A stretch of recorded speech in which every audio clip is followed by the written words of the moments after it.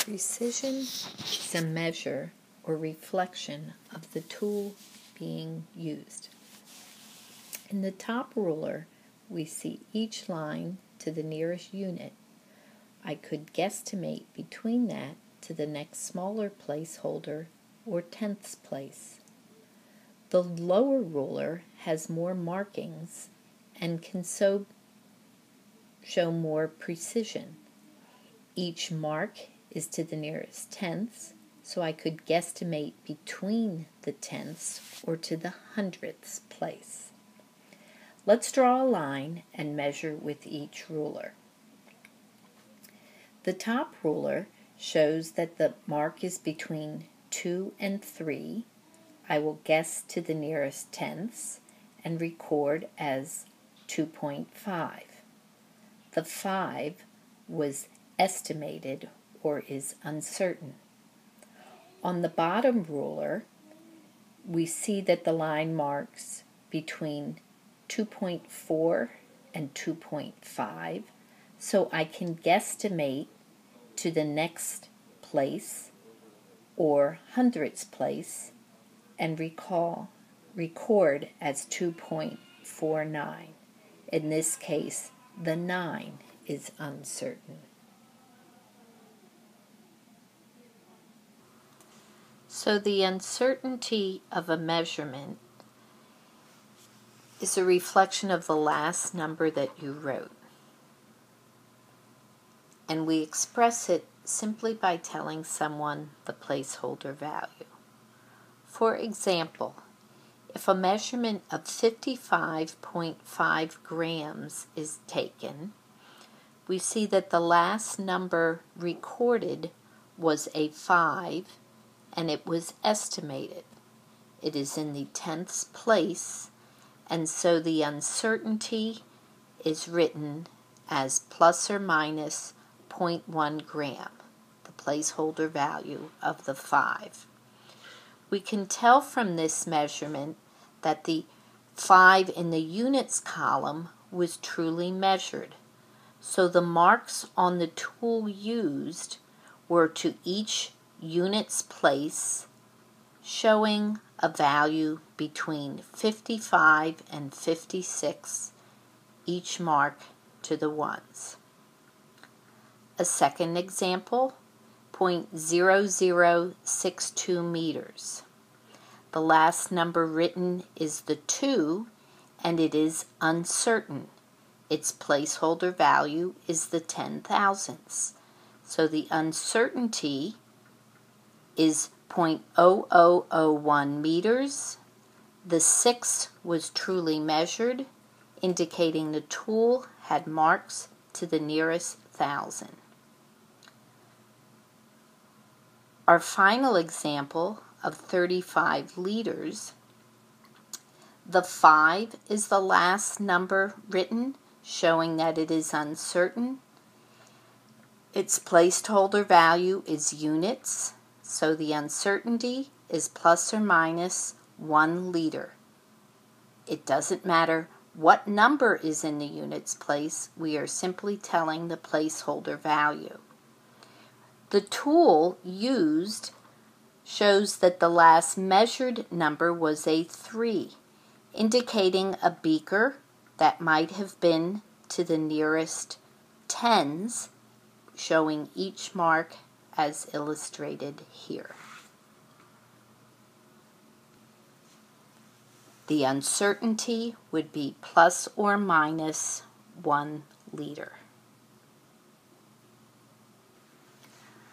Let's try reading these volumes precisely along with the correct uncertainty for the measurement. In our first figure, we are reading a volume in a graduated cylinder. We will read from the bottom of the meniscus at eye level on a flat surface to get a proper reading. We see that each mark on the cylinder represents 1 milliliter. We can estimate between marks, that is to the nearest tenth. We look at the bottom of the meniscus and might estimate 36.5 milliliters to the nearest tenth, the uncertainty plus or minus 0.1, simply telling the placeholder value for the 5. Now you try and write in your notebook the proper volume reading for the other two figures, including the uncertainty.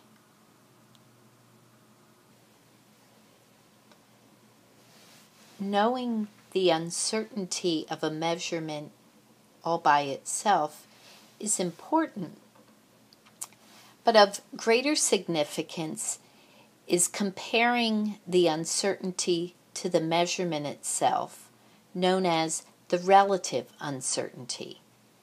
For example, in a measurement of 78.5 kilograms, to be off by a tenth of a kilogram, the uncertainty of the measurement, is not a big deal compared to a measurement of, say, 1.5 kilograms and being off by a tenth of a kilogram. So how do you calculate the relative uncertainty? Simply look at your value, the 78.5 kilograms.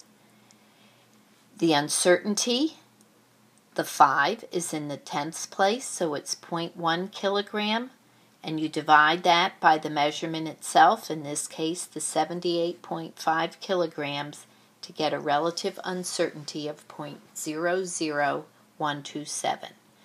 Notice there are no units as they would cancel. And how do I decide where to round? The measurement itself determines the number of significant digits.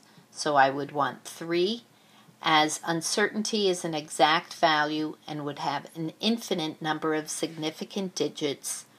Our final answer for the relative uncertainty would reflect the 3 of the measurement.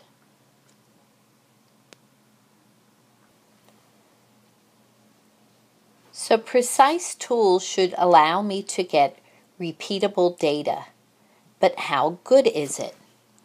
I use the percent error to decide the accuracy of a measurement, which is comparing it to the accepted value. So use the mnemonic A for accuracy with accepted value. Calculated by taking your experimental minus literature value divided by the lit value and multiplying it by 100. So for example, if I have a boiling point of 50.7 degrees C in the lab, that would be my experimental value, and the text or accepted value is 51.4%, I would calculate the percent error by filling it into this brief equation. So complete that in your notebook for tomorrow.